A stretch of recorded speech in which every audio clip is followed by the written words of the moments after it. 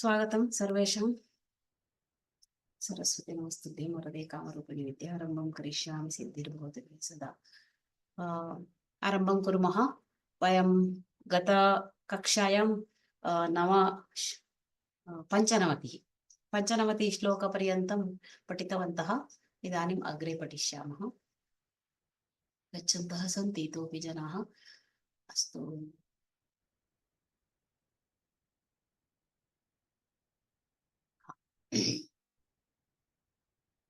अग्रिमश्लोकार्थं गच्छामः। षण्णवतिः श्लोकः, षण्णवतितमः श्लोकः। षड्दोषा पुरुषेणेह हातव्या भूतिमिच्छता, निद्रा तन्द्रा भयं क्रोधः आलस्यं दीर्घसूत्रता।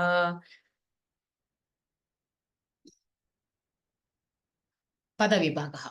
षड्दोषाः पुरुषेण इह, पुरुषेण इह पुरुषेणेह सन्धिः गुणसन्धिः, हातव्याः भूतिम् इच्छता इति पदविभागः। भूतिम् इच्छता, निद्रा तन्द्रा भयं क्रोधः आलस्यं दीर्घसूत्रता। पुनरपि एकवारं पठामि। षड्दोषाः पुरुषेण इह हातव्याः भूतिम् इच्छता, निद्रा तन्द्रा भयं क्रोधः आलस्यं दीर्घसूत्रता। कठिनपदार्थे इह इति, अत्र पुरुषेणेह, इह इत्युक्ते अत्र इति। कुत्रचित् सन्दर्भानुसारम् अर्थः ज्ञातव्यः। इह इति अन्यथापि अर्थः भवति, इह लोके इति। हातव्याः त्यक्तव्याः, भूतिम् ऐश्वर्यं। प्रायः अत्र अन्ये शब्दाः ज्ञाताः इत्येव अत्र अर्थः न दत्तः। इदानीम् अन्वयसमये वयं पुनरपि द्रक्ष्यामः। पदविभागः। षट् दोषाः पुरुषेण इह हातव्याः भूतिम् इच्छता, निद्रा तन्द्रा भयं क्रोधः आलस्यं दीर्घसूत्रता। हातव्याः, के हातव्याः इत्युक्ते, हातव्याः इत्युक्ते त्यक्तव्याः, त्यक्तव्यं। षड्दोषाः हातव्याः केन? पुरुषेण। पुरुषेण षड्दोषाः हातव्याः। कुत्र इति प्रश्ने कृते इह इति उत्तरम् आगच्छति। इह, इह लोके इति अर्थः अत्र। इह पुरुषेण षड्दोषाः हातव्याः। पुनः कीदृशेन पुरुषेण इति प्रश्ने कृते इच्छता पुरुषेण। काम् इच्छता इति प्रश्ने कृते भूतिम् इच्छता पुरुषेण इति। पुनः के षड्दोषाः इति प्रश्ने कृते निद्रा तन्द्रा भयं क्रोधः आलस्यं दीर्घसूत्रता इति एवम् उत्तरम् आगच्छति। अस्तु, अन्वयं पश्यामः। इह अस्मिन् प्रपञ्चे लोके भूतिम् इच्छता पुरुषेण निद्रा तन्द्रा भयं क्रोधः, अत्र अस्ति निद्रा तन्द्रा भयं क्रोधः आलस्यं दीर्घसूत्रता च इति, अत्र नास्ति। इति षड् दोषाः हातव्याः। यः ऐश्वर्यम् इच्छति तेन पुरुषेण अथवा सः पुरुषः एतान् षड् दोषान् त्यजेत्, तेन त्यक्तव्यं, तेन हातव्याः। षड् दोषाः हातव्याः इति कर्मणि प्रयोगः अस्ति। तेन पुरुषेण षट् दोषाः, एते षट् दोषाः एव हातव्याः नाम त्यक्तव्याः इति। त्यक्तव्याः इति अत्र जुहोति इति क्रियापदं भवति। ओहाक् त्यागे इति धातुः, तस्य हातव्याः इति रूपं भवति, नाम त्यक्तव्याः इति। अस्तु, इह अत्र नाम अस्मिन् लोके भूतिम् इच्छता पुरुषेण। इच्छता इति पुरुषेण इत्यस्य विशेषणम् इच्छता इति। यथा पुरुषः पुरुषौ पुरुषाः, पुरुषं पुरुषौ पुरुषान् पुरुषेण इति तृतीया एकवचनम्। इच्छता इति पुरुषेण इत्यस्य विशेषणम्, अतः तत्रापि तृतीया विभक्तिः। यथा भवान् भवन्तौ भवन्तः भवन्तं भवन्तौ भवतः भवता भवद्भ्यां भवद्भिः इतिवत् इच्छन् इच्छन्तौ इच्छन्तः इच्छन्तम् इच्छन्तौ इच्छतः इच्छता इति तृतीया एकवचनम् इच्छता पुरुषेण नाम विशेषणं पुरुषेण इत्यस्य विशेषणम् इच्छता पुरुषेण एते दोषाः त्यक्तव्याः के के इत्युक्ते निद्रा तन्द्रा भयं क्रोधः आलस्यं दीर्घसूत्रता प्रायः अत्र एतेषां षण्णामपि षण्णामिति नाम षष्टिबहुवचनं षण्णामपि अर्थं भवन्तः जानीयुः निद्रा वयं जानीमः एव तन्नाम निद्रा किं रात्रौ निद्रा न करणीया वा इति प्रश्नः न अत्र सदा निद्रां करोति चेत् सः किं साधयितुं शक्नोति अतः यावदावश्यकं तावदेव कर्तव्यमिति तत्र तात्पर्यं निद्रा तन्द्रा निद्रा तन्द्रा इत्यस्य निद्रायाः पूर्वतन अवस्था इति वयं वक्तुं शक्नुमः तत्र आयासेन कदाचित् एवं नेत्रे निमीलिते भवतः किञ्चित् याने गच्छन्तः एवं भवति एतस्य वयं तन्द्रा इति वदामः साक्षात् निद्रावस्थायां न भवामः तस्य तन्द्रा इत्युच्यते कुत्रचित् आलस्यम् इत्यपि अर्थः लिखितः अस्ति तन्द्रा इत्यस्य अयं भावः तन्द्रा इति अनन्तरं भयं जानीमः भीतिः क्रोधः कोपः कोपस्य कोपेन सर्वे अस्माकं शत्रवः एव भवन्ति किं साधयितुं शक्नुयामः अतः कोपः आलस्यं आलस्यं दीर्घसूत्रता उभयमपि कुत्रचित् समानमेव भवति तथापि किञ्चित् भिन्न शब्दः अत्र लिखितः अस्ति लेजिनेस् इति वदामः आलस्यं कः करोति एतत् कार्यम् अनन्तरं कुर्मः इत्यादि दीर्घसूत्रता अपि तथैव दीर्घसूत्रता नाम तत् दीर्घीकरणं किमपि एकं कार्यमस्ति अनन्तरं करोमि श्वः करोमि परश्वः करोमि आगामि मासे करिष्यामि एवं तद् कार्यं पार्श्वे स्थापयामः अस्य दीर्घसूत्रता इति उच्यते अग्रे अग्रे नयनं कार्यस्य तस्य दीर्घसूत्रता इति एवम् एते षट् दोषाः हातव्याः नाम त्यक्तव्याः इति कर्मणि प्रयोगः पुरुषेण षट् दोषाः हातव्याः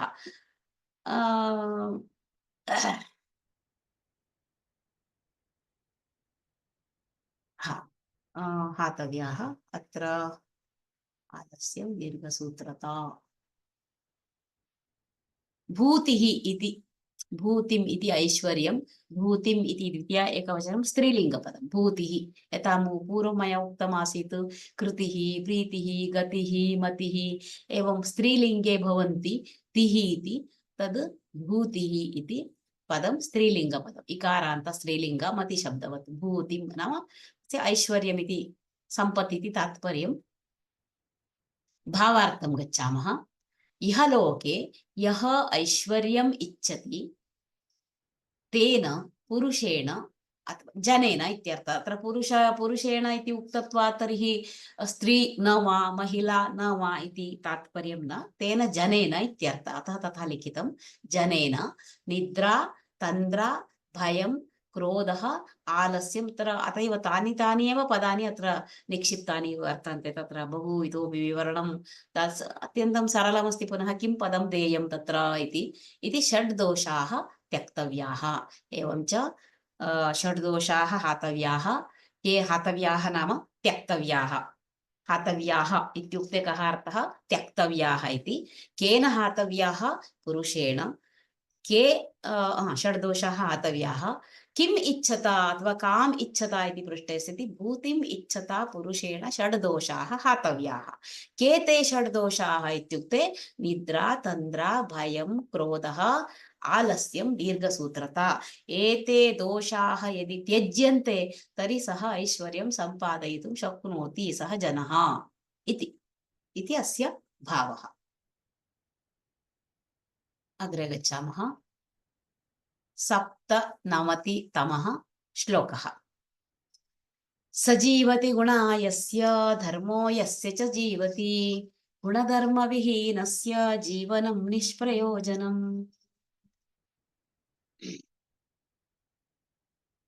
सः जीवति गुणाः यस्य धर्मः यस्य च जीवति गुणधर्मविहीनस्य जीवनं निष्प्रयोजनम्।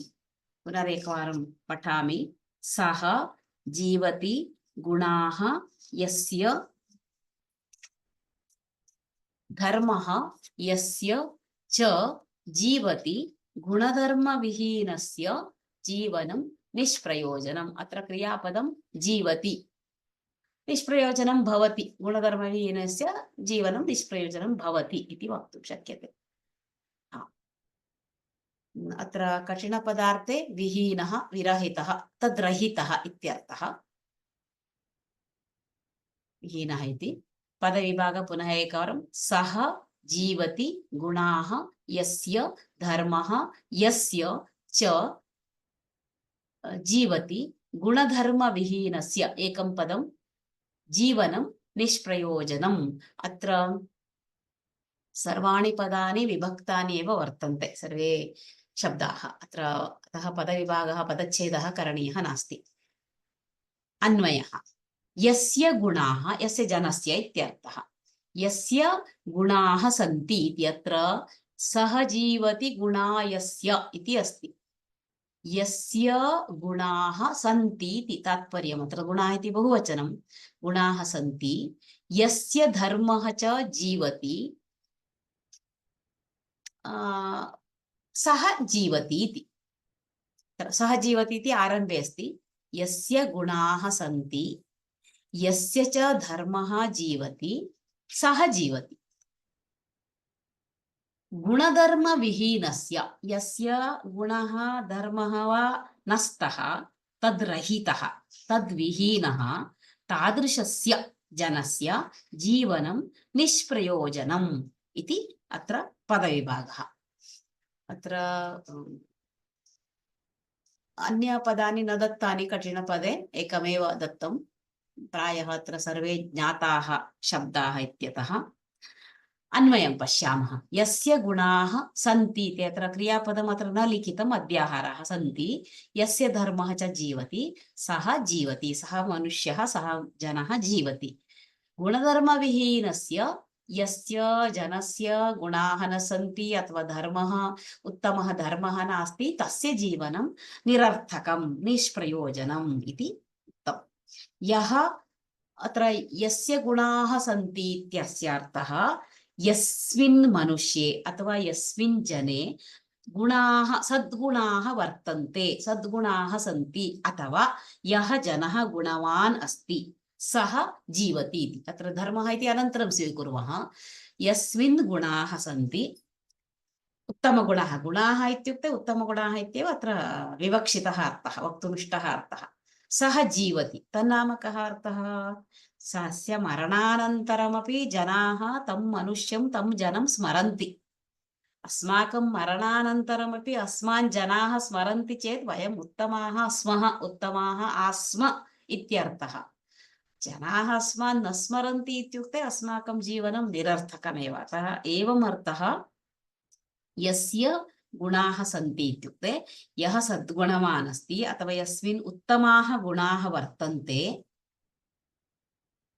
सः जीवति इति अग्रे अन्वयः। सः जीवति नाम सः सर्वदा जीवति, अन्यथा सः जीवन्नपि मृतः इति एवं केचन तथा जीवन्नपि मृतः इति वक्तुं शक्यते। अत्र तथा श्लोके नास्ति, किन्तु सः अर्थः, भावः।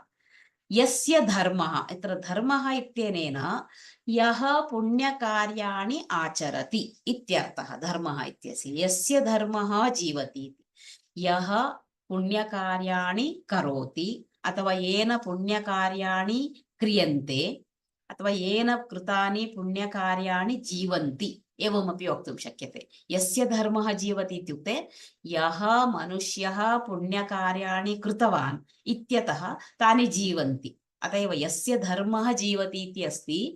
येन कृतानि पुण्यकार्याणि जीवन्ति सः वस्तुतः जीवति। अतः धर्मः जीवति इत्यस्य तथा अर्थः। तन्नाम मरणानन्तरमपि जनाः तं स्मरन्ति इत्यर्थः।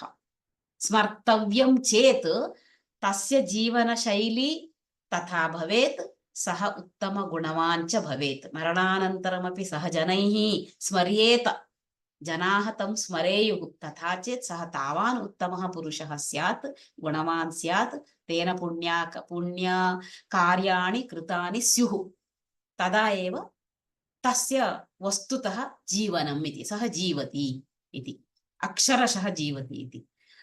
अतएव गुणधर्मविहीनस्य यस्मिन् गुणाः न सन्ति अथवा पुण्यकार्याणि येन न कृतानि, उत्तमकार्याणि न आचरितानि, तस्य विहीनस्य इत्युक्ते तद्रहितस्य जनस्य जीवनं निष्प्रयोजनं। गुणैः धर्मेण च विहीनस्य अथवा रहितस्य जीवनं सर्वथा निरर्थकं। तत्र कोऽपि अर्थः नास्ति, अर्थपूर्णं जीवनं नास्ति, निरर्थकं, निष्प्रयोजनम्। अतः यस्य गुणाः सन्ति अथवा यस्य धर्मः जीवति सः वस्तुतः जीवति। गुणधर्मविहीनस्य जीवनं निष्प्रयोजनं, निरर्थकम् इति। अतः अस्माभिः सर्वैः पुण्यकार्याणि कर्तव्यानि, उत्तमाः गुणाः सम्पादनीयाः इत्येव अस्य श्लोकस्य तात्पर्यार्थः। तदा एव अस्माकं जीवने कश्चन अर्थः भवति, नो चेत् जीवनं निरर्थकम् इति। मृतवत्, जीवन्नपि मृतिः। अतः केचन जीवन्नपि मृताः, जीवन्तोऽपि मृताः इति। अन्ये केचन मरणानन्तरमपि जीवन्ति, जनाः तं स्मरन्ति, तदीयानि पुण्यकार्याणि, तदीयाः गुणाः जनैः स्मर्यन्ते इत्युक्ते सः तादृश उत्तमः जनः आसीत्, तस्य जीवनं उत्तमम् आसीत् इति वक्तुं शक्यते। वस्तुतः उत्तमजीवनं तेन कृतम् इति अत्र भावार्थे पठामः। यः सद्गुणवान् वर्तते, गुणशाली गुणसहितः अस्ति, येन कृतानि पुण्यकार्याणि जीवन्ति। जीवन्ति इत्युक्ते अत्र एवमेव अर्थः, तेन बहूनि पुण्यकार्याणि कृतानि, अतः तेषु तैः पुण्यकार्यैः तद् स्मरन्तः जनाः तं स्मरन्ति, येन कृतानि पुण्यकार्याणि तं जनाः स्मरन्ति, अतः सः वस्तुतः जीवति। मरणानन्तरमपि जनाः तं स्मरन्ति इत्यर्थः। गुणैः धर्मेण च रहितस्य जीवनं सर्वथा निरर्थकं भवति, अतएव निष्प्रयोजनम् इत्युक्तं श्लोके। जीवति इति एक एव लट्लकार वर्तमानकाल क्रियापदं वर्तते। अन्यत् गुणधर्मविहीनस्य इति अवगतं, तस्य जीवनं निष्प्रयोजनं भवति इत्यर्थः। अत्र अन्ये शब्दाः सर्वे सुपरिचिताः, ज्ञातमिति चिन्तयामि। विहीनः, विरहितः। अस्तु, अग्रे गच्छामः। 98तमः श्लोकः। सत्यं ब्रूयात् प्रियं ब्रूयात्, न ब्रूयात् सत्यमप्रियं, प्रियञ्च नानृतं ब्रूयात्, एष धर्मः सनातनः। प्रायः अयं श्लोकः पूर्वं सुभाषित कोर्स् मध्ये आसीत् इति मम स्मरणं, न जानामि, परन्तु अत्यन्त प्रसिद्धं सुभाषितं, प्रायः सर्वेपि जानन्ति इति अहं भावयामि। तथापि एकवारम् अत्र पठामः, सकृत् पठामः। पदविभागः। सत्यं ब्रूयात्, प्रियं ब्रूयात्। अत्र ब्रूयात् प्रियं, ब्रूयात् प्रियं, ब्रूयात् न ब्रूयान्न, ब्रूयात् सत्यम् अप्रियं। पदविभागः। प्रियं च न अनृतं, न अनृतं नानृतं, ब्रूयात् एषः धर्मः सनातनः। कठिनपदार्थे ब्रूयात् वक्तव्यम् इति लिखितमस्ति। अनृतम् असत्यं, ऋतं, ऋतम् इत्युक्ते सत्यम्, अनृतम् असत्यं, न ऋतम् अनृतम्, असत्यम्। हाँ, पुनरपि एकवारम् अत्र पदविभागं पश्यामः।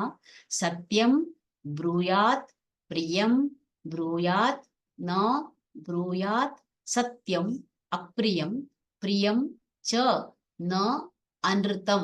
न अनृतम् इति अस्ति, न अनृतं ब्रूयात्, एषः धर्मः सनातनः।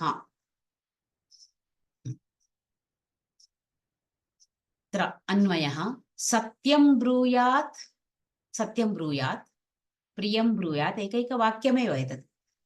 सत्यं ब्रूयात्, प्रियं ब्रूयात्, सत्यम् अप्रियं न ब्रूयात्, प्रियम् अनृतं च ब्रूयात्, एषः सनातन धर्मः। अत्र ये हस्तम् उत्तोलयन्ति कृपया अन्ते पृच्छन्तु, इदानीं मध्ये न भवति। सत्यं ब्रूयात्, प्रियं ब्रूयात्। अत्र पूर्वं कदाचित् प्रियवाक्यप्रदानेन सर्वे तुष्यन्ति जन्तवः, तस्मात् तदेव वक्तव्यं, वचने का दरिद्रता इति कश्चन श्लोकः आसीत्। तथा प्रियं वक्तव्यम् इति, किन्तु अत्र किञ्चित् तदेव प्रियं वक्तव्यं, परन्तु असत्यं न वक्तव्यम् इत्यादि विषयः अत्र निरूपितः अस्ति अस्मिन् सुभाषिते। सत्यं ब्रूयात्, सत्यं वक्तव्यं, प्रियं ब्रूयात्, प्रियं प्रियं तद् अप्रियं न वक्तव्यम् इति। अप्रियं वदति चेत् कस्यापि इष्टं न भवति। अप्रियं वदति चेत् सर्वे कलहं कर्तुम् आगच्छन्ति, ताडयन्ति, अथवा किमपि अस्माकं मैत्री स्नेहः नश्यति। एवम् अप्रियं कोऽपि न इच्छति, शिशुः अपि न इच्छति, प्राणिनः अपि न इच्छन्ति। एवं प्रियं ब्रूयात्, प्रियं करणीयम् अथवा प्रियं ब्रूयात्, वक्तव्यं। सत्यम् अप्रियं न ब्रूयात्। यद्यपि अत्र सत्यं ब्रूयात् इति अस्ति, सत्यं वक्तव्यं, किन्तु यदि सत्यम् अस्ति किन्तु तद् यदि अप्रियम् अस्ति तर्हि तद् न वक्तव्यम्। एवम् उक्तमस्ति आरम्भे, भवद्भिः उक्तं खलु सत्यं वक्तव्यम् इति। अरे सत्यमेव वदामः, किन्तु तद् अप्रियम् अस्ति, अप्रियं चेत् न वक्तव्यं। सत्यं वक्तव्यं, किन्तु अप्रियं चेत् तद् न वक्तव्यम् इति एतस्य अपवादः इति वदामः। प्रियं वक्तव्यं, सत्यं वक्तव्यं, किन्तु सत्यम् अप्रियं न ब्रूयात्, न वक्तव्यम्। प्रियम् अनृतं च, यदि तेषां कृते अहं प्रियमेव वदामि सदा, ओ भवान् एवं सम्यक् अस्ति, सुष्ठु कार्यं करोति, एवम् इन्द्रः चन्द्रः इति प्रशंसाकरणम् अस्ति खलु, तर्हि अनृतम् असत्यं न वक्तव्यं। प्रियं वक्तव्यम् इति उद्देश्येन असत्यं न वक्तव्यम्। अनृतम् इत्युक्ते असत्यं न ब्रूयात्। एषः सनातनः धर्मः। एषः सनातनः इत्युक्ते शाश्वतः, सार्वकालिकः, सर्वदा इति। सनातनः इत्युक्ते तादृश धर्मः नाम कर्तव्यम्। एवं सत्यं वक्तव्यं, प्रियं वक्तव्यं, सत्यम् अप्रियं न वक्तव्यं। यथा कश्चन रोगी इदानीं मरणावस्थायाम् अस्ति, तस्य इदानीं तु अल्पकालमेव सः जीविष्यति इति वैद्यः सम्यक् जानाति। अस्तु, गृहजनान् कदाचित् सः वदेत् वैद्यः, किन्तु रोगिणं सः न वदति। यद्यपि सत्यं, किन्तु रोगिणः कृते तत् अप्रियं। कदाचित् भवान् इतः परं षण्मासमेव जीविष्यति इति वदति चेत् सः अद्यैव हृदयस्तम्भनेन भीत्या अथवा चिन्तया मरणं प्राप्नुयात्। एवम् अप्रियं सत्यम् इति यदस्ति तद् न वक्तव्यं। तस्य वैद्य वृत्तेः तेषां धर्मः। एवम् एक उदाहरणमेव उक्तं मया। सत्यं ब्रूयात्, प्रियं ब्रूयात्। सत्यं वक्तव्यं, प्रियं वक्तव्यम्। अप्रियं सत्यं न वक्तव्यं। सत्यम् अप्रियं न ब्रूयात्। सत्यम् अप्रियम् अथवा अप्रियं सत्यं न वक्तव्यं। प्रियम् अनृतं च न ब्रूयात्। यद्यपि प्रियमस्ति किन्तु असत्यं तत् न वक्तव्यम्। एषः सनातनः धर्मः। सार्वकालिकः नाम सर्वदा एषः नियमः अनुसरणीयः अस्माभिः। किन्तु बहुधा अस्माकं किं भवति, प्रियं कथनं न भवति, बहुधा अप्रियकथनं श्रूयते, कदाचित् असत्यं कथयन्ति तदपि श्रूयते। एवं एतस्य विपरीतं बहुधा श्रूयते। एवं न वक्तव्यम् इति। ब्रूयात् इति तत्र अशीर्लिङ् लकारः। पुनः किमर्थम् अयं लकारः अत्र प्रयुक्तः इत्युक्ते मुनिः स्वतन्त्रः अस्ति, सः यत् किमपि प्रयोगं कर्तुम् अर्हति। एवं ब्रूयात्, भूयात्, शुभं भूयात् इति एवम् अशीर्लिङ् लकारस्य प्रयोगः अस्ति। ब्रूञ् धातुः ब्रूयात्, ब्रूयातां, ब्रूयुः इति रूपाणि भवन्ति। ब्रूयात् इति अशीर्लिङ्गः प्रथमपुरुषः एकवचनं। सर्वत्र तदेव क्रियापदम् अस्ति। सत्यं ब्रूयात्, प्रियं ब्रूयात्, न ब्रूयात्, अप्रियं सत्यं न ब्रूयात्, अनृतं प्रियं न ब्रूयात्। एषः धर्मः सनातनः, एषः सनातनः धर्मः इति। अग्रे गच्छामः भावार्थं प्रति। सत्यमेव वक्तव्यं, सत्यं ब्रूयात् इत्यस्य। प्रियञ्च वक्तव्यं, यदि सत्यम् अस्ति किन्तु अप्रियम् अस्ति तर्हि तद् न वक्तव्यं। न ब्रूयात् सत्यम् अप्रियम् इत्यस्य। प्रियं वक्तव्यम् इति कारणात् असत्यं नैव वक्तव्यं, न वक्तव्यम् एव। नैव इत्युक्ते न एव, असत्यं न वक्तव्यं। प्रियं वदामि इति इत्यतः यस्य कस्यापि समीपं गत्वा असत्यं किमपि न वक्तव्यम्। एषः एव शाश्वतः धर्मः, सनातनः धर्मः इत्युक्ते सार्वकालिकः, शाश्वतः इति अर्थः वक्तुं शक्यः इति अत्र बुद्धमिति अहं चिन्तयामि। वयमिदानीम् अग्रे गच्छामः।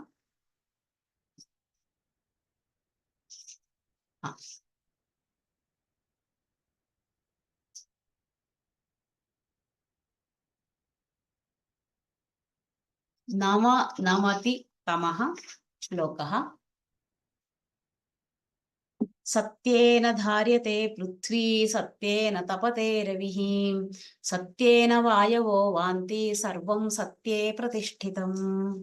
अत्र अस्मिन् श्लोके यथा वयं सुभाषितरत्नभाण्डागारे पश्यामः, एतत् तत्रत्यं वा न वा अहं न जानामि, किन्तु एवम् एकैकस्य प्रशंसा भवति। विद्या प्रशंसा, सज्जन प्रशंसा, एवम् अत्र सत्यस्य विषये उक्तमस्ति। सत्यस्य प्रशंसा सर्वस्मिन् वाक्येऽपि सत्यस्य विषये उक्तमस्ति।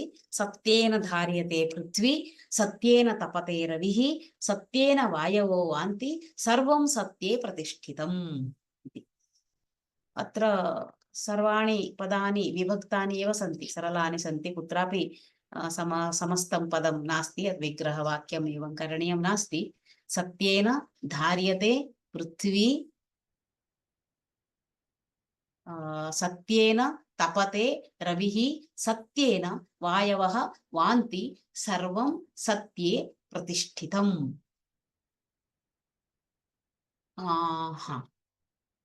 पृथ्वी इत्यस्य कठिनपदार्थ भूमिः, वसुधा, धरणी, भूमिः इति। रविः, रविः इति अस्ति सूर्यः। प्रतिष्ठितं निहितम् अस्ति इति, स्थापितम् इति एवम् अर्थः वक्तुं शक्यते। निहितं, निक्षिप्तम् इति। सत्येन पृथ्वी सत्येन धार्यते, पृथ्वी सत्येन धार्यते। अन्वयः पृथ्वी, चत्वारि वाक्यानि सन्ति। पृथ्वी सत्येन धार्यते, सत्येन धार्यते पृथ्वी इति। सत्येन तपते रविः, रविः नाम सूर्यः सत्येन तपते, वायवः सत्येन वान्ति। एतानि त्रीणि वाक्यानि। अतः सर्वं सत्ये प्रतिष्ठितम्, सर्वमपि सत्ये प्रतिष्ठितम्। तात्पर्यं किम् अत्र? सत्येन पृथ्वी स्थिता वर्तते। धार्यते इत्युक्ते पृथ्वी नाम भूमिः सत्येन धार्यते। तत्र कदाचित् किम् एतद् एवम् इति भाति। प्रायः धार्यते, आदिशेषः धरति भूमिम् इति स्यात् तत्र। अत्र एवं धार्यते इति कर्मणि प्रयोगः दृश्यते। पृथ्वी सत्येन धार्यते, एवम् अर्थं वयं कल्पयितुं शक्नुमः। सत्यं, तत्र सत्यम् इति किम् इतोपि अर्थं वदामः? असत्यम् इत्यस्य विरुद्धः अर्थः इति। सर्वं सत्यं नाम सत्यस्य अत्र किं सत्यस्य विषये निरूपणं क्रियते, सत्यनिरूपणं। पृथ्वी सत्येन धार्यते, तत्र किञ्चिदपि अन्यथा किमपि भावः नास्ति, अतः सत्यम्, एतत् सर्वं सत्यमेव।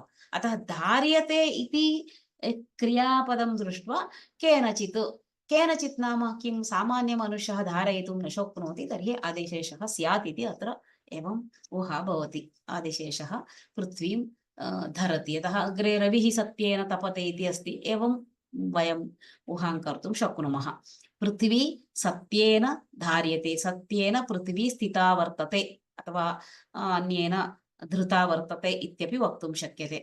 सूर्यः सत्येन तापयति, तपते इति अस्ति, तापयति, तपनः, सूर्यस्य तपनः इत्यपि पर्यायपदं भवति। यः तापं ग्रीष्मकाले अथवा अन्यकाले उष्णताम् उत्पादयति रविः, सूर्यः, अतः सः तपते। एवं रविः सत्येन तपते, तन्नाम सूर्यः सत्येन तापयति निश्चयरूपेण इत्यपि एवं वक्तुं शक्यते, तत्र असत्यं किमपि न। अनन्तरं वायवः सत्येन वान्ति, वायवः सत्येन वान्ति, तथैव अर्थः वक्तव्यः। अतः सर्वमपि सत्ये निहितं वर्तते, अन्यत् किञ्चन नास्ति तत्र, असत्यं किमपि न एव इति। अत्र सर्वं सत्यमेव, सर्वमपि अत्र त्रयः विषयाः उक्ताः सन्ति, पृथ्वी, रविः, वायवः इति। एवं सर्वमपि सत्ये, सत्यविषये प्रतिष्ठितमस्ति, सर्वं सत्ये निहितमस्ति, अतः सत्यमेव प्रमाणं, सत्यमेव युक्तं योग्यम् इति। अतः सत्यस्य तत्र निरूपणमेव, सत्यस्य प्रशंसा अत्र क्रियते। रविः तपते इति अस्ति, अत्र तु कर्तरिप्रयोगः दृश्यते, किन्तु अत्र सत्येन धार्यते, पृथ्वी धार्यते इत्यनेन कर्मणि प्रयोगस्य बोधः भवति। वायवः वान्ति इत्यपि कर्तरिप्रयोगः। एवं सर्वं सत्ये प्रतिष्ठितं। वायुः वायु वायवः इति, यद्यपि बहुवचने तथा रूढिः नास्ति, किन्तु पदं तु अस्ति। किम् एकवायुः भिन्नवायुः इति, एकं द्वेधा, यथा जलम् इति, जलस्य राशिः भवति, एकं जलं, जलद्वयं, त्रीणि जलानि इति वक्तुं शक्यते। तत्तु रूपाणि अपि सन्ति, वक्तुमपि शक्यते, किन्तु सामान्यतः जलम् इति वयं क्वाण्टिटि, परिमाणे जलस्य मापनं कुर्मः, किन्तु तत्र बहुवचनस्य प्रयोगः अपि भवति। वयं कुत्र रामायणे वा रघुवंशे वा पठामः, तत्र पट्टाभिषेकसमये जलानि जिष्णोः मूर्ध्नि अपतन् इति एवं वाक्यम् आगच्छति। भिन्न भिन्न तीर्थात्, कावेरी स्यात्, गंगा स्यात्, यमुना स्यात्, भिन्न भिन्न तीर्थतः आगतानि जलानि, तदा वयं बहुवचनम् एवं वक्तुं शक्नुमः। अन्यथा अर्थः न सङ्गच्छते इति कदाचित् भाति, तावदेव, अन्यत् किमपि नास्ति तत्र। सर्वत्रापि एकवचनं, द्विवचनं, बहुवचनं भवत्येव, जलस्य परिमाणकारणतः एवं बोधः एवं भवति। तथा अत्र वायवः इत्यपि एवं भवितुम् अर्हति। भिन्न भिन्न वायुः, तत्र सत्येन वायवः वान्ति, सर्वं सत्ये प्रतिष्ठितम् इति अस्य अर्थः। हाँ, सत्येन पृथ्वी स्थिता वर्तते, स एव अर्थः।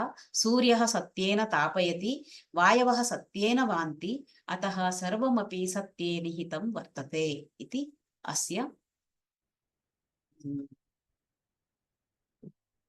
तात्पर्यं, भावार्थः। अग्रे 100तम श्लोकं गच्छामः। सत्संगः केशवे भक्तिः गंगाम्भसि निमज्जनम्, असारे खलु संसारे त्रीणि साराणि भावयेत्। सम्यक् अस्ति श्लोकः।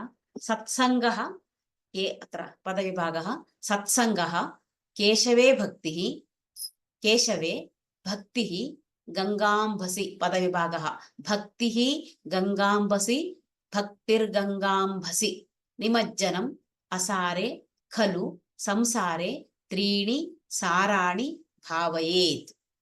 पुनरपि एकवारम् अत्र पठामः। सत्संगः केशवे भक्तिः गंगांभसि एकं पदं निमज्जनम् असारे खलु संसारे त्रीणि साराणि भावयेत् इति पदविभागः। असारे इत्युक्ते साररहिते सत्वरहिते इति। अंभसि इत्युक्ते जले अंभसि अंभः इति यथा सकारान्त नपुंसकलिंग अंभस् शब्दः वचः वचसि वचंसि मनः मनसि मनांसि तपः तपसि तपांसि एवं तद्वत् अंभसि जले इत्यर्थः। निमज्जनम् अवगाहनम् एवं जले अन्तः तिष्ठाम तस्य अवगाहनम्। अंभसि इत्यस्य एवमपि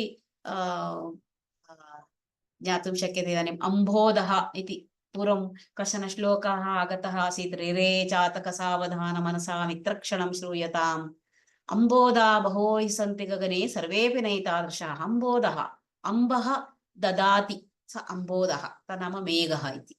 अत्र अम्बः इत्युक्ते अतः जलम् इति। अंभसि जले इति। एवं पुनरेकवारं पठामि। सत्संगः केशवे भक्तिः गंगांभसि निमज्जनम् असारे खलु संसारे त्रीणि साराणि भावयेत्। भावयेत् इति क्रिया तत्र चिन्तनीयम् इति। त्रीणि साराणि भावयेत् चिन्तनीयानि इति वक्तुं शक्यते। भावयेत् इति अन्वयः। इदानीम् असारे खलु संसारे। खलु इत्युक्ते एवं खलु इति प्रश्नार्थः। असारे खलु संसारे अस्मिन् प्रपञ्चे। संसारः इत्युक्ते अस्मिन् प्रपञ्चे इत्यर्थः। असारे संसारे असारे संसारे किं भवेत्? साररहिते अस्मिन् प्रपञ्चे इत्यर्थः। असारे संसारे असारे खलु संसारे नाम सर्वं क्षणिकम्। अत्र किमपि सत्वं नास्ति। सर्वम् अशाश्वतं शाश्वतं किमपि नास्ति। तस्मिन् सत्सङ्गः किं किं चिन्तनीयम् अस्माभिः जनैः मानवैः इत्युक्ते सत्सङ्गः अत्र अस्ति। सत्सङ्गः केशवे भक्तिः। केशवे इत्युक्ते भगवति। अत्र केशव इति पदप्रयोगः कृतः। तावत् केशवः वा रामः वा कृष्णः वा गणेशः वा आहत्य एवं हरौ हरिः इति चिन्तयति। केशवे भक्तिः गंगांबसि निमज्जनम्। किं किम् एतानि त्रीणि अत्यन्तं मुख्यानि। सत्सङ्गः सत्सङ्गः इत्युक्ते सज्जनानां सहवासः इति सत्सङ्गः। केशवे भक्तिः भगवति भक्तिः अथवा ध्यानं। गंगांभसि निमज्जनं गंगा नद्याम् अतएव तीर्थयात्रार्थं गच्छन्ति। तत्र तीर्थस्थानानि तत्र गंगायां स्नात्वा ते अनन्तरम् अग्रे विश्वनाथदर्शनं प्रयागं गच्छन्ति। तत्र अवगाहनं निमज्जनं तन्नाम तत्र स्नानं गंगांबसि निमज्जनम् इति त्रीणि साराणि भावयेत्। एतानि त्रीणि साराणि। अयं प्रपञ्चः एव संसारः एव असारः नाम साररहितः। तस्मिन् एतानि त्रीणि सारयुक्तानि।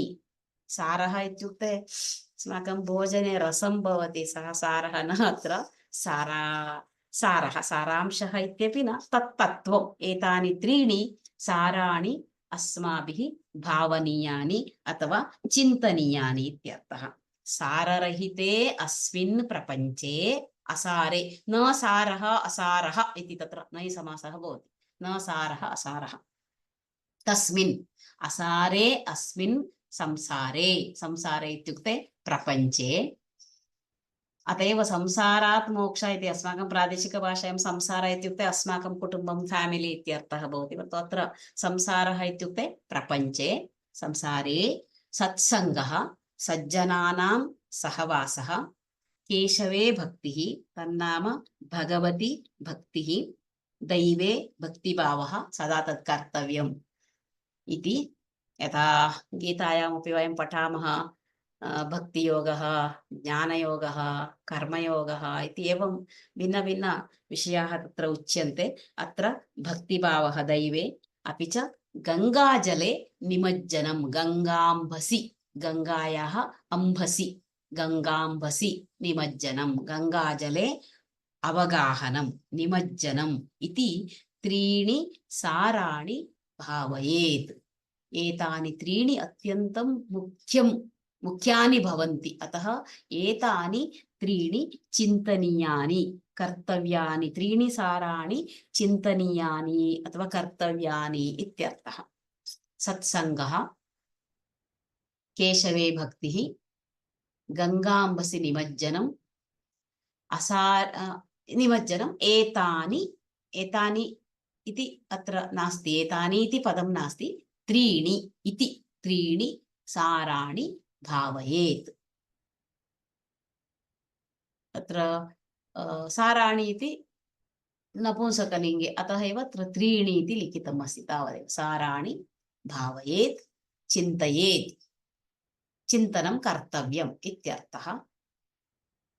अग्रे भावार्थं पश्यामः। साररहिते अस्मिन् प्रपञ्चे सत्पुरुषाणां सहवासः सत्सङ्गः इत्यस्य एवम् अर्थः। दैवे भक्तिभावः, गङ्गाजले निमज्जनं च इति त्रीणि साराणि चिन्तनीयानि इति अस्य भावार्थः।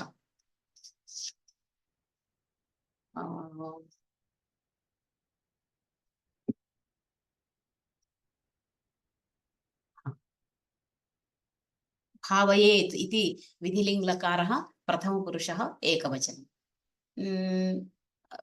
कश्चन, अत्र किमपि क्रियापदं लिखितं नास्ति, कश्चन जनः, मनुष्यः इति वक्तुं शक्यते। एवं भावयेत्, त्रीणि साराणि भावयेत्, प्रथमपुरुषे एकवचनत्वात् यः कोऽपि भवितुम् अर्हति। कश्चन जनः एवं चिन्तयेत् अथवा तेन एवं चिन्तनीयम् इति कर्तरिप्रयोगः अस्ति। एवं भावयेत्, असारे संसारे त्रीणि साराणि भावयेत्।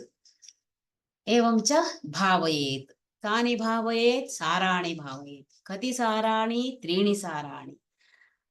कस्मिन् इति प्रश्ने कृते संसारे। कीदृशे संसारे? असारे संसारे।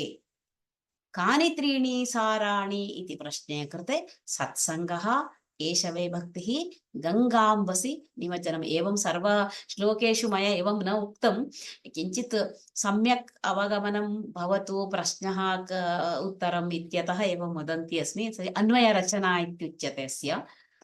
एवं प्रश्नं कुर्मः चेत् अत्र उत्तराणि प्रतिपदम् उत्तरं प्राप्तुं शक्नुमः। श्लोके यानि पदानि सन्ति, ये शब्दाः सन्ति, प्रत्येकस्य शब्दस्य प्रत्येकं पदम् उत्तरत्वेन प्राप्तव्यं चेत् तदनुगुणं प्रश्नः कर्तव्यः। अपि च कर्ता कर्म क्रिया तथा तद् आरम्भे एव वक्तव्यम्। अतः भावयेत्, कानि भावयेत्? साराणि भावयेत्। कति साराणि? त्रीणि साराणि। कुत्र भावयेत्? संसारे भावयेत्। कीदृशे संसारे? असारे इति विशेषणम्, अतः कीदृशे इति वक्तव्यम्, असारे इति। एवं च पूर्वतनश्लोकेऽपि एवं वक्तुं शक्यते। अस्तु, एवं 100 श्लोकाः अभवन्। इदानीं कदाचित् प्रश्नाः स्युः। अहम् एकं वक्तुम् इच्छामि। इतः परम् अत्र 14 श्लोकाः अवशिष्टाः सन्ति, प्रायः कक्षात्रयं।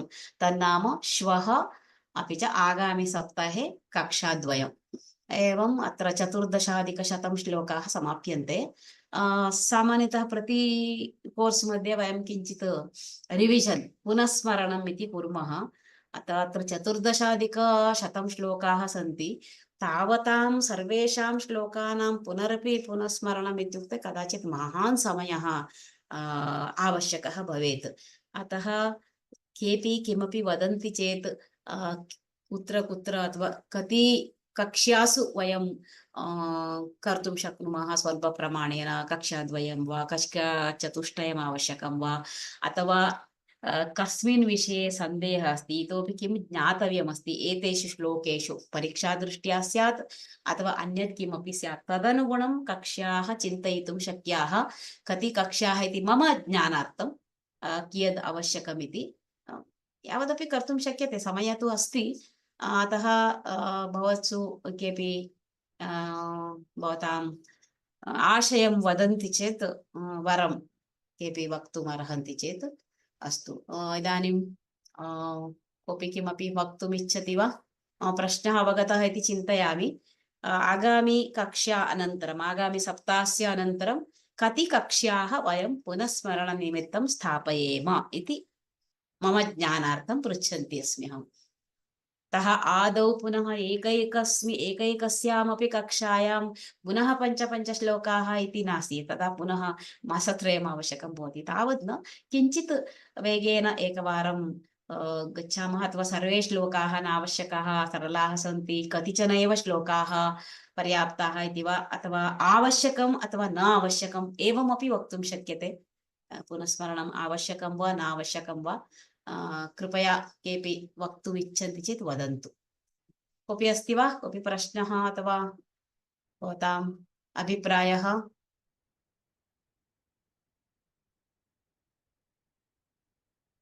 श्रूयते वा हा भवानी भगिनी भवानी एस् राव् नमस्ते महोदय महोदय तान्द्र इत्युक्ते किं महोदय तान्द्र तान्द्र न तन्द्र तन्द्र तन्द्र तन्द्र निद्रा तन्द्र तन्द्र तन्द्र इत्युक्ते तदेव साक्षात् निद्रा नास्ति किञ्चिदिव निद्रा यदा बाधते वयं एवं निद्रायाः पूर्वावस्था इत्युक्ते कदाचित् निद्रा इव भाति किन्तु निद्रा नागता भवति किञ्चित् उपविश्य एव अस्माकं शरीरम् इतस्ततः भवति निद्रायां सा तन्द्रा इत्युच्यते परन्तु तत्र कोशे आलस्यम् इत्यपि अर्थः अस्ति एवम् अर्थद्वयम् अत्र अन्ये दीपिका कापि अस्ति वा महोदय वायुः वान्ति वान्ति अपि इत्युक्ते वान्ति वान्ति इत्युक्ते भवत्याः मातृभाषा का कन्नड तुळु कन्नड वान्ति इत्युक्ते वामिट् न तद् कन्नडभाषायां वाति वाति वातः वान्ति यथा गच्छति गच्छतः गच्छन्ति वायुः वायु वायवः बहुवचनं खलु अतः वान्ति गाळि बीसुत्ते बीसुत्ते अस्तु महोदय धन्यवादः कन्नडे गाळिगळु इति बहुवचने रूढिः नास्ति एकवचनमेव किन्तु पदमस्ति वायवः वान्ति इति अनन्तरम् अस्तु धन्यवादः अन्ये केऽपि अहं मम कक्षा विषये पृष्टवती कोऽपि न उक्तवान् कति कक्षा किं कियत् ज्ञातव्यं कति कक्ष्याः अपेक्षिताः इति तथा किमपि कोऽपि वक्तुं शक्नोति वा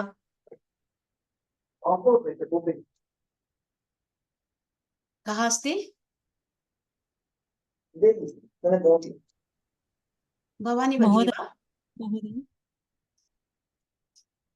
महोदय हा पूर्णिमा भगिनी हा वदतु can you take revision could you take revision for 20 तदेव रिविजन कति कक्षाः अपेक्षिताः भवन्तः किं ज्ञातुम् इच्छन्ति इदानीं ये विषयाः उक्ताः पुनः तदेव वक्तव्यं गतमासे पठितम् अहं न स्मरामि अथवा एवं स्लैड्स् सन्ति भवतां हस्ते प्रायः ते अपलोड् कृतवन्तः रेकार्डेड् एतदपि भवति किञ्चित् करोमि परन्तु कियत् विस्तृतं नाम पुनः इदानीं प्रतिदिनं यथा कक्षा भवति तावत् न क्रियते अतः पुनः तदेव वक्तुं चर्वितचर्वणं भवति बोर् भवति could you take revision of 20 shlokas per class वा yes इत्युक्ते केवलं तात्पर्यम् उच्यते चेत् पर्याप्तं वा तात्पर्यं वदामि चेत् 20 श्लोका इत्युक्ते 1 hour इति चिन्तयतु अथवा 50 minutes मध्ये वयं 20 श्लोकान् किञ्चित् डिवैड् कुर्मः चेत् सामान्यतः मम एका कक्षा यथा 20 श्लोका इत्युक्ते प्रायः 5 कक्ष्याः अथवा 6 5 अस्तु 5 पर्याप्तम् इतोपि अधिकं पञ्चकक्ष्याः मास्तु तत्र भवतामेव अनन्तरं बोर् भवति जामिता श्रुतमेव श्रोतव्यं पुनः इति चिन्तयामि अस्तु शक्यते अन्यः कोऽपि अभिप्रायं वदति चेदपि अलम् अहं 20 चेत् तत्र 20 श्लोकान् कथम् अहं समापयितुं शक्नोमि केवलम् एकवारं वदन्ती गच्छामि एकवारं भवतामपि पुनः स्मरणं भवति तस्य श्रवणात् सम्यक् एतद्विषये रिविजन् विषये अन्यः कोऽपि वक्तुम् इच्छति वा रिविजन् विषये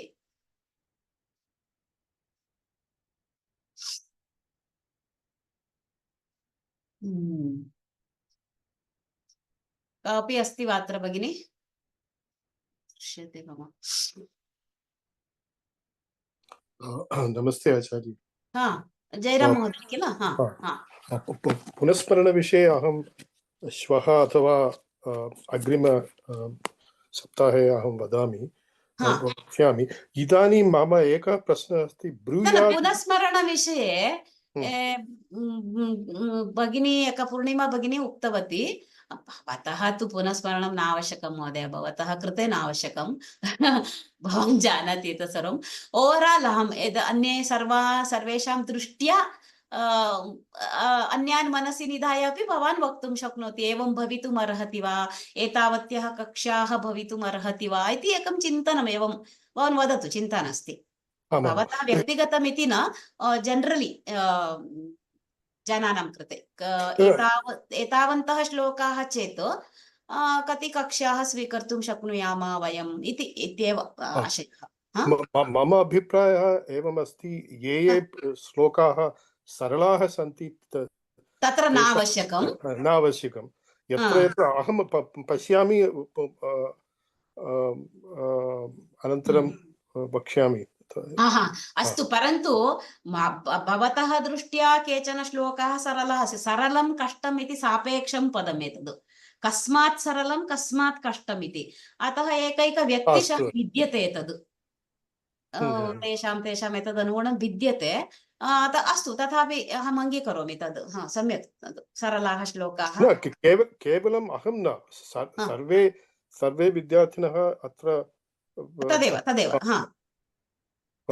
मम एकः प्रश्नः अस्ति अस्यां कक्षायामेव ब्रूयात् इति पदं विधिलिङ्गे अस्ति वा आशीर्लिङ्गे अस्ति ब्रूयात् आशीर्लिङ्गे तर्हि विधिलिङ्ग् रूपं कथम् अस्ति आचार्य विधिलिङ्ग् रूपं द्रष्टव्यं महोदय अहमत्र धातुरूपनन्दिनीं दृष्ट्वा ब्रवीति ब्रूयात् इति अस्ति यतः शुभं भूयात् तत्र भूधातोः भूयात् इति भवति अत्र ब्रूयात् इति तत् किञ्चित् मया अपि दृष्ट्वा वक्तव्यं मम मुखे नास्ति भवान् पश्यतु तत्र कोशः अहमपि पश्यामि अस्तु सर्वदा ब्रूयात् इत्येव श्रूयते आम् अस्माकं धातुरूपनन्दिनी मध्ये अस्ति तद् अपि च नो चेत् सिद्धान्तकौमुदी तत्र अन्वेष्टव्यम् अस्तु अन्ये अत्र सर्वे निर्गताः वा नैव सन्ति 46 मेम्बर्स् पूर्णिमा भगिनी जल्वादी पूर्णिमा भगिनी अन्ये केपि सन्ति वा अहं वस्तुतः एतद् रिविजन् कक्षा विषये किमपि पृष्टवती केपि किमपि वक्तुम् इच्छन्ति आदौ अहं यदा कक्षाम् आरम्भं कृतवती तदा एव द्वित्राः हस्तस्य उत्तोलनं कृतवन्तः ते इदानीम् अत्र न दृश्यन्ते किम् आसीत् वस्तुतः आदौ किमपि न उच्यते ते अन्ते न आगच्छन्ति अत्र कक्षया आरम्भे हस्तस्य उत्तोलनं कृतवन्तः कोऽपि आसीत् अहं नाम न स्मरामि केऽपि सन्ति वा किमपि अपि च अत्र किं भवताम् अहं चिन्तयामि यद् केवलं परीक्षादृष्ट्या भवन्तः न पठन्तः सन्ति एतत्तु ज्ञानार्थमेव पठन्ति इति अहं चिन्तयन्ती अस्मि एवं खलु श्रूयते वा महोदय? मम नाम अरुणकुमारः। हा अरुण कुमार हा आम्। एकैकस्यां कक्षायां हा कृपया न्यूनातिन्यूनं 20 श्लोकान् कृपया पठतु महोदय। हा तदेव सा पर्याप्तं भगिनी अपि ज्ञानं। तदेव उक्तवती आं महोदय। 20 श्लोकान् कर्तुं शक्यते किन्तु किञ्चित् वेगः भवेत् केवलं 20 समापनीयमिति किञ्चित् उक्त्वा गमनं भवति वेगः भवितुम् अर्हति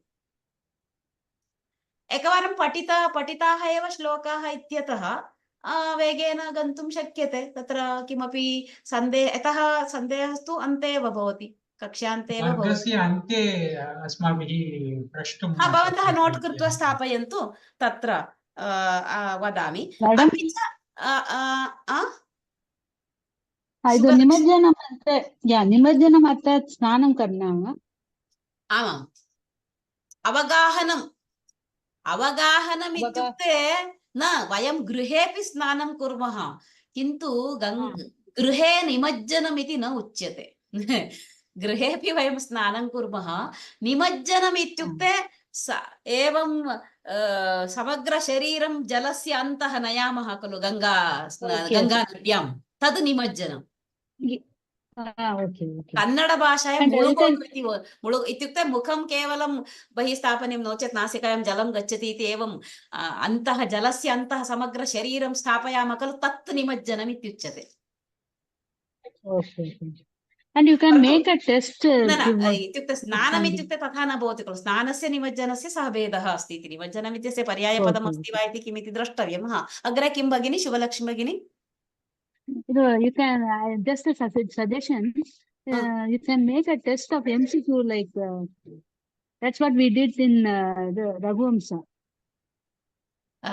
एतद् MCQ like test MCQ test एव वस्तुतः सुभाषित कोर्स् मध्ये तथा आसीत् भवती कुत्र पूर्वं प्रविष्टवती किं कोर्स् अहं न जानामि रघुवंशम् अहं न जाने प्रायः सौम्या भगिनी पाठितवती रघुवंशम् सौम्या भगिनी रघुवंशे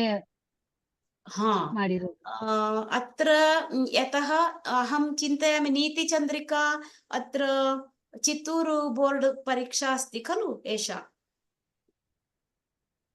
एषा तदर्थम् अस्ति टेक्स्ट् बुक् यतः मां सूचितवन्तः व्योमजनाः चित्तूरु एतद् अतः तत्र कथं भवति इति मया किञ्चित् प्रष्टव्यं व्योमजनैः सह समालोचनं कृत्वा interacting section कीदृशप्रश्नाः करणीयाः इति अहं पृष्ट्वा वदिष्यामि अस्तु अस्तु अस्तु धन्यवादः अरुणकुमार महोदय अस्ति वा अस्तु अस्तु आं महोदय धन्यवादः यदि सर्वे श्लोकाः एकवारं पठिताः सन्ति चेत् वयं पुनरावर्तनं समये बहु सौकर्यं भवति इति अहं मन्ये अस्तु एकवारं तु पठामः स्तोत्रमिव श्रुतं हरति पापानि इति एवं श्लोकपठनेन पुण्यं तु आगच्छति एव अतः सर्वान् श्लोकान् पुनः पठामः एकवारं निश्चयेन अस्तु महोदय तर्हि अद्य समापयामः सर्वेभ्यः धन्यवादः किमपि अस्ति चेत् श्वः वदन्तु कृपया मिलामः सर्वेभ्यः धन्यवादः धन्यवादः